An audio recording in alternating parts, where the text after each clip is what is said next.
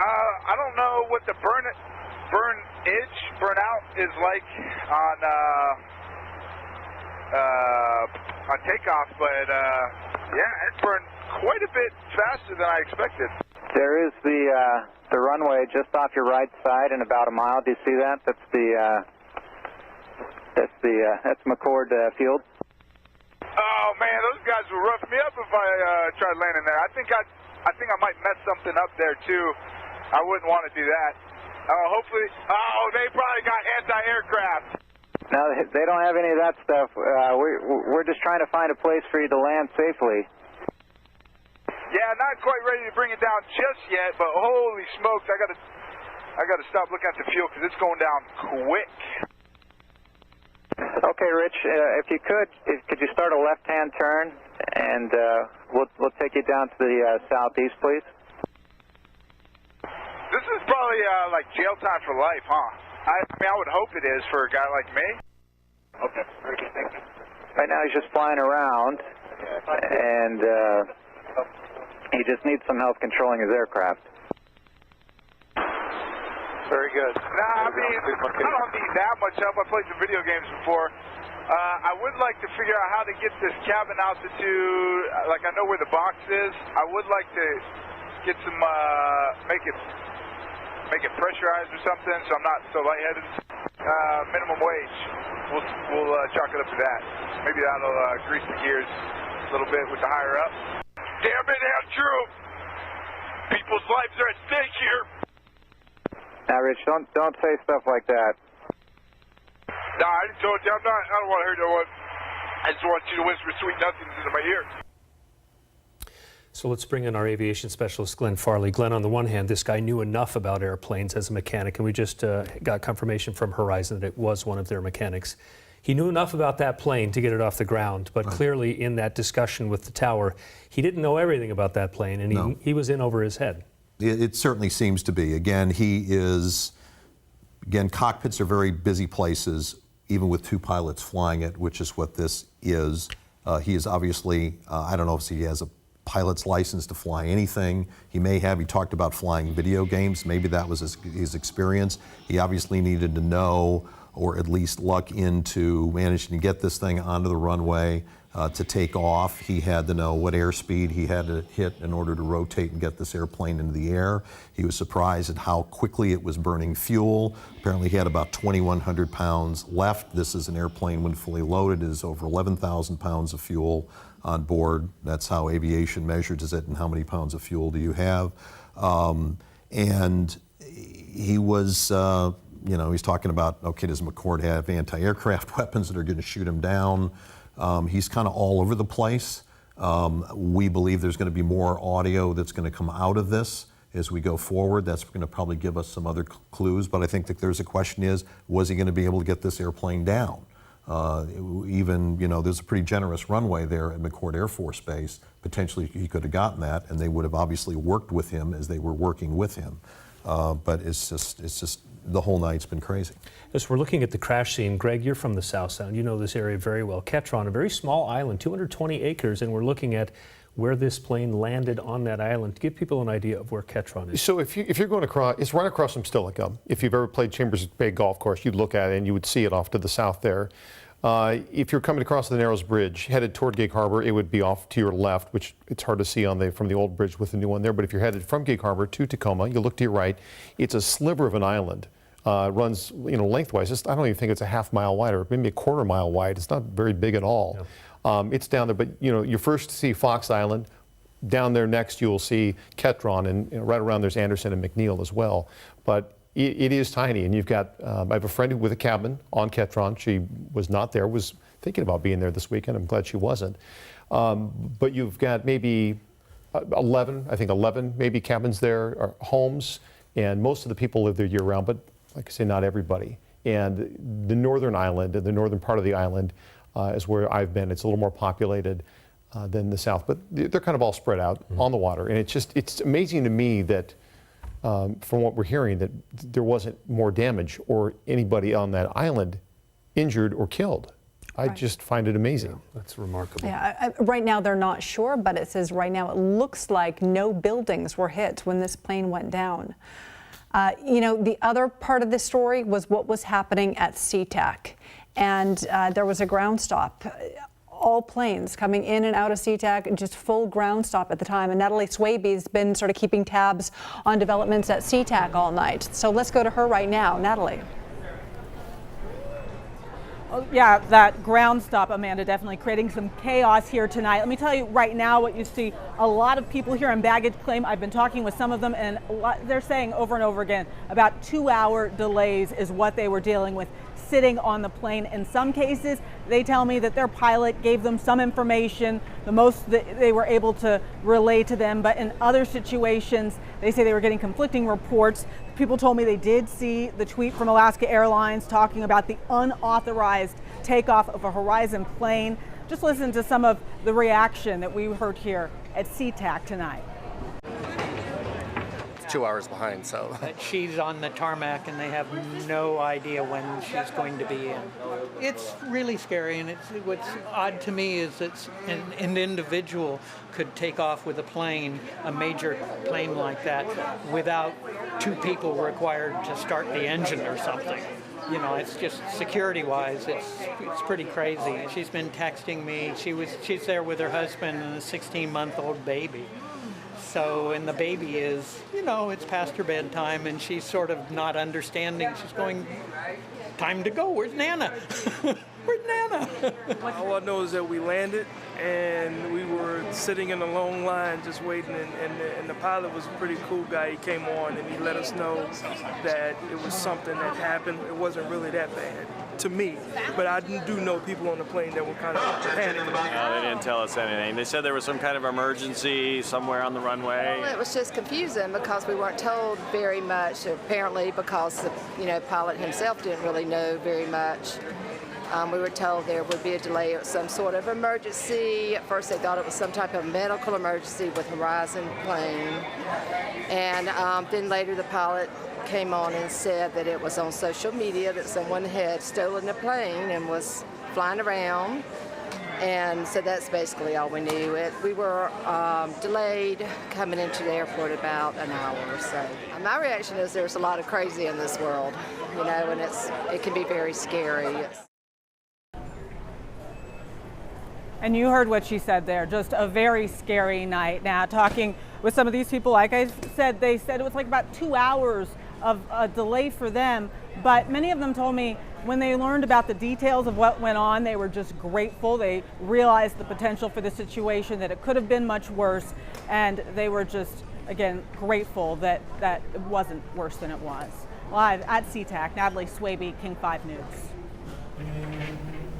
Natalie, thank you. We've got some new video just into our newsroom, and it shows this unauthorized pilot doing some air stunts. This is what we'd been hearing from witnesses there, and this is also what we heard from Sheriff Paul Pastor of Pierce County as well, that before this crash landing, that this pilot was trying to perform some tricks in the air. Yeah, in the transcriptions between him and the tower, Greg, what did he say? He'd mentioned something about wanting to do one more barrel roll, and if it went well, then he would put the plane down. I think nose down is what he said, but watch here. Wow. Glenn, I don't know that I've been on one of these planes in years. You've probably been on several of them. I can't imagine you'd be on. I can't imagine they are meant to do something like this. I was on one just a few months ago coming back from Montana, and we didn't do this. Wow. I mean, it's banking. It's a very big bank angle. Was it a full barrel roll? We've been sort of seeing some of this earlier. I don't know.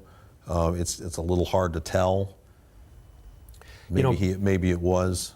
Glenn, when I covered a B-52 crash at Fairchild Air Force Base earlier in my career, a key factor in that crash was the pilots banked hard, and as you know as a pilot, when you bank, you lose lift. Right. And an inexperienced pilot would not know that, think, oh, I can just bank. But when you bank, you lose altitude because the wings are parallel to the ground, Well, you perpendicular can see just a few seconds ago, and I'm sure we're going to loop this and come back at it. So let's let it go around again, and we can sort of narrow. So you had a number of people talking about the bank angle. So this doesn't get the entire thing, but it's coming down.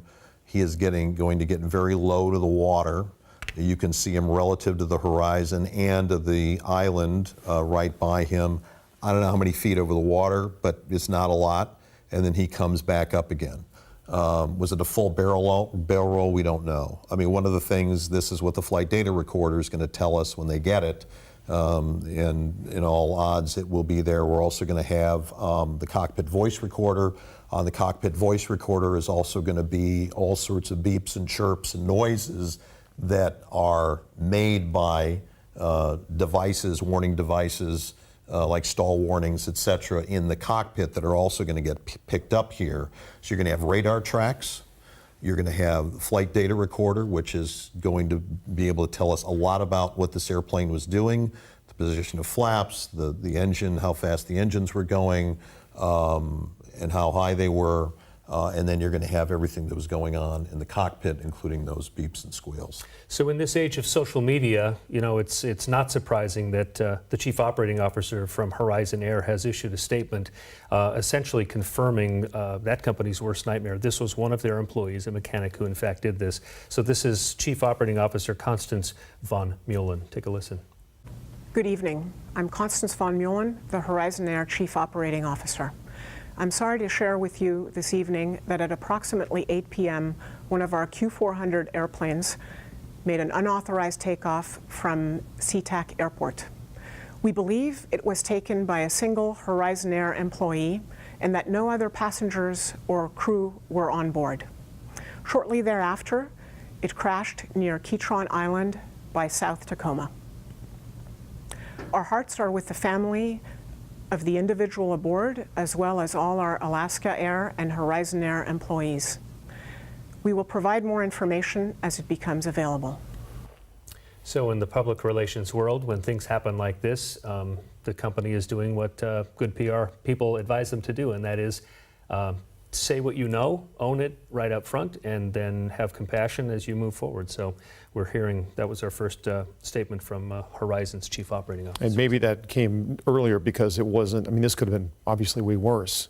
Yeah. Knowing what we know now. And we talked a little bit about the risks of a collision on the ground with so much traffic at SeaTac Airport. But Glenn, let's talk about the risks of a collision in the air. So, all of this couples together. So, again, SeaTac Airport, now the 9th busiest airport in the country. It continues to grow. The evenings tend to be very busy out there because you have a lot of transcon flights that are coming in. If you've ever been on the airport drives to pick somebody up, you know that. When was the point when air traffic controllers, ground controllers knew that there was a problem here? I imagine it was pretty early. They would have called the Western Air Defense Sector at McChord Air Force Base. They watch for any intruding airplanes in the air, any situation like that. They would have immediately scrambled the F-15s, most likely out of Portland International Airport, where the Oregon Air Guard has a large presence, and they were probably the F-15s that we saw here. I think that's a reasonable expectation. Then we have the question about how much other air traffic was there in the air, because you would have had air traffic control, en-route controllers, others. We obviously had a ground stop trying to clear space for what is a renegade airplane now in all of the airspace over Puget Sound, which is a very, very busy place for air traffic. There's going to be a lot of stories that a lot of people in those roles are going to have to go over here at some point during this investigation. Glenn, is this a big wake-up call for the airline industry? It absolutely is. Again, it is. We are seeing everything growing. How long did this guy work there? What was his work history like? Had he had any other evaluation? How did he apparently go off the rails in this case? All of that is going to have to be considered, and then all of that is going to get based on where do we go from here, because we just have tens, if not hundreds of thousands of employees for airlines, airports, others who have security clearances, things that can get them onto airplanes. So until this airplane started to roll out to a point where somebody said something's not right here, that's probably when the flags went off. But we don't know the answer to that question exactly. And it was a quick response. It was a very quick response.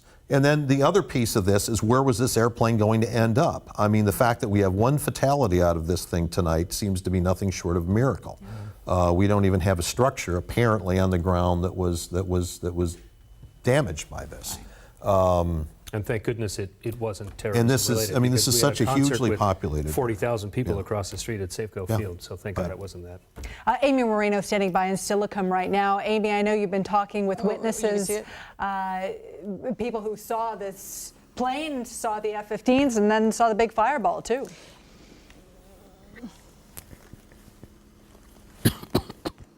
Yeah, well, this neighborhood enjoys an unobstructed view of Anderson Island, but unfortunately, because it's so dark right now, you really can't see it. And that kind of goes to what we've been talking about how remote this island is in terms of there's not a lot of residences out there, so you're not going to have the light pollution. You're not going to see lights out there. But tonight, there has been plenty of activity out there. You can kind of see that blue flashing line out there. There's a couple of boats out there that have been working the scene out there this evening. Neighbors in this part of Stillicum definitely heard what was going on, though. They heard the explosion from the impact. Some told me they saw the plane. They heard the fighter jets. They knew something was very wrong. I talked with several tonight, upset by what happened, a little rattled, scared by this whole turn of events. I talked with one man who owns land out on Ketron Island, and they have a yurt out there, and he and his wife, they also live in North Tacoma. They were checking on friends who live on the island.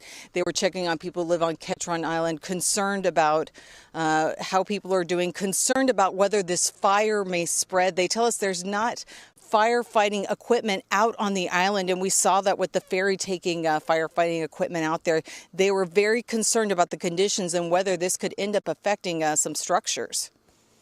Well, I'm just glad there's fire personnel out there, because I mean, it's 220 acres, so I mean, we're super concerned, but we're just praying and hoping that the fire won't come our way.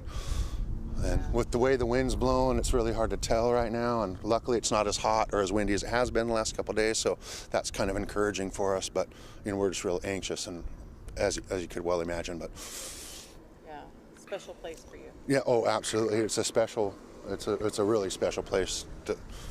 It's kind of, I equate it to staying at a state park all by yourself anytime you go out there. But and it's an eclectic group of people that live out there, but at the same time, it's just a great place to be. And it's so close to our home in Tacoma, too. And so it really holds a close place in our heart. And we put a lot of hard work and man hours into building our little dream getaway out there. And we just hope it stays that way. Very tight-knit community on that island. He tells us tonight people were messaging each other, checking on each other, and so far, once again, we've heard that nobody on the island was injured. A lot of people in this neighborhood in Stillicum taking photos, coming out here to take a look at what's going on, saying they've never seen this sort of activity out there. It's very unusual. You know, Ketron Island is a very quiet place. They enjoy this view out here, and this whole thing is a little scary. And I talked with one gentleman who said, you know, he felt kind of harsh saying it, but he's really glad nobody else was hurt, and calling it a miracle that this could have been so much worse. We're live in Stillicum. Amy Marino, King 5 News. Amy, thank you.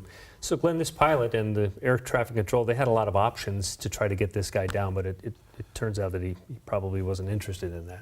Well, we don't know. I mean, like I said, the analysis is going to go on. I'm sure the NTSB is going to become involved in this. Obviously, the FBI is going to become involved in this, because I think we're talking about a criminal act here.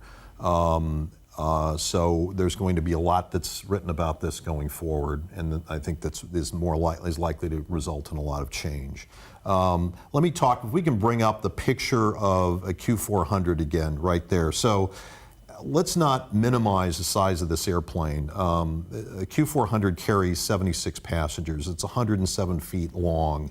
It has a wingspan of 93 feet. And you see these flying in and out of SeaTac all the time. I mean, this is a sizable airplane, even though it's at the smaller end of the spectrum for airliners. You know, it carries 11,000 pounds of fuel. It sounds like he had about 2,100 pounds left, but we had a considerable smoke ball when he managed to crash, and we saw that one of the pictures earlier. So this could have gone really badly. Yeah. As you said, Glenn, a lot is going to be looked into protocol as to how you can just get into a plane and just take off. Right. Because a lot of people have access to those tarmacs, right? But yeah, I mean, if this guy is the mechanic, they said he's probably had a full airframe and power plant license granted by the FAA. He may well have had a pilot's license of some kind. He may well have been one of the guys that's certified to taxi this airplane from the gate to the hangar for maintenance work. He could have had all sorts of capabilities here, but from the radio traffic, it's obvious that he wasn't sort of in a position to sort of land it and put his hands up. Okay. We've got some more audio now from Broadcastify, which is a company that puts radio traffic onto the internet. Yeah, let's take a listen to it from the beginning, and then there's some new audio at the very end. So let's listen. You'll hear the conversation between air traffic controllers and the rogue pilot. So I can reach out to you a little easier. A little bit. I'm sorry, say that again? Sorry, my mic came off. I threw up a little bit.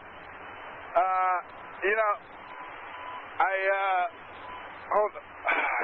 Shoot. Man, I'm sorry about this. I hope this doesn't ruin your day.